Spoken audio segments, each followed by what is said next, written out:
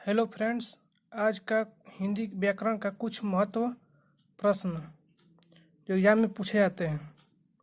देखिए, पहला प्रश्न है, रामचरितमानस में कितने कांड हैं?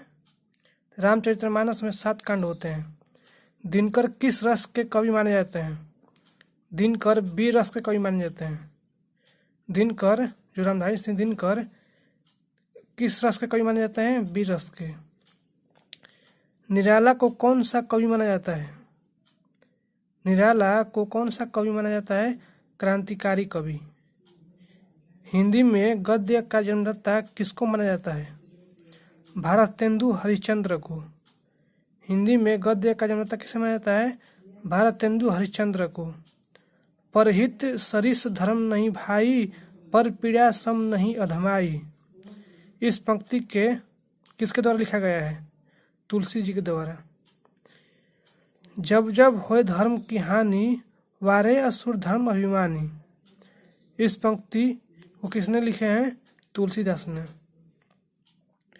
चंदन विष व्यापत नहीं लिपटे रहत भुजंग। चंदन विष व्यापत नहीं लिपटे रहत भुजंग। यह पंक्ति किसके द्वारा लिखा गया है? कबीरदास के द्वारा, कबीर जी के द्वारा। आंसू काव्य के रचनाकार हैं। आंसू काव्य के रचनाकार जयशंकर प्रसाद हैं। किस काल को स्वर्ण काल कहा जाता है? भक्ति काल को। भक्ति काल को स्वर काल कहा जाता है। कामयानी किस प्रकार का ग्रंथ है? कामयानी महाकाव्य ग्रंथ है।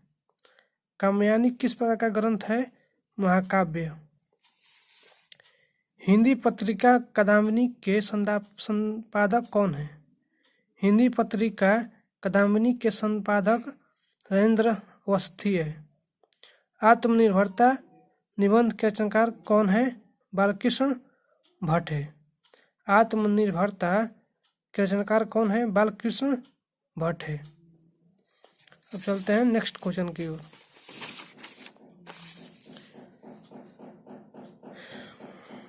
जनमेजय का नागयज्ञ किसकी कृति है?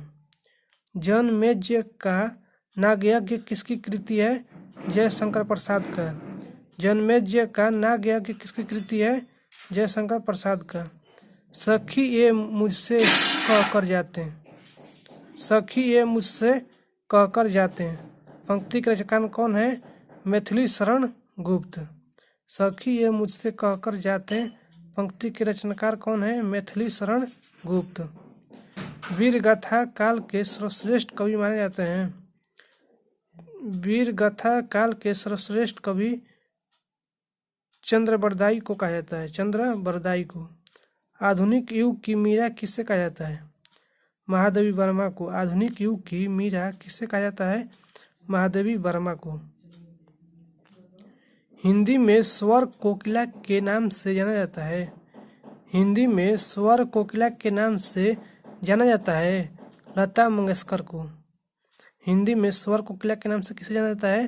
लता मंगेशकर को। भारत कोकिला के नाम से जाना जाता है सरोजिनी नायडू को। भारत कोकिला के नाम से जाना जाता है सरोजिनी नायडू को। हिंदी के सर्वप्रथम प्रकाशित पत्र का नाम है उद्दंड मार्तंड। उद्दंड मार्तंड। हिंदी के सर्वप्रथम प्रकाशित पत्र का नाम क्या नाम है? उद्दंड मार्तंड। महामना के नाम से भी पुकारा जाता है। महामना के नाम से भी पुकारा जाता है डॉक्टर मदन मोहन मालवीय को। महामना के नाम से भी पुकारा जाता है डॉक्टर मदन मोहन मालवीय को।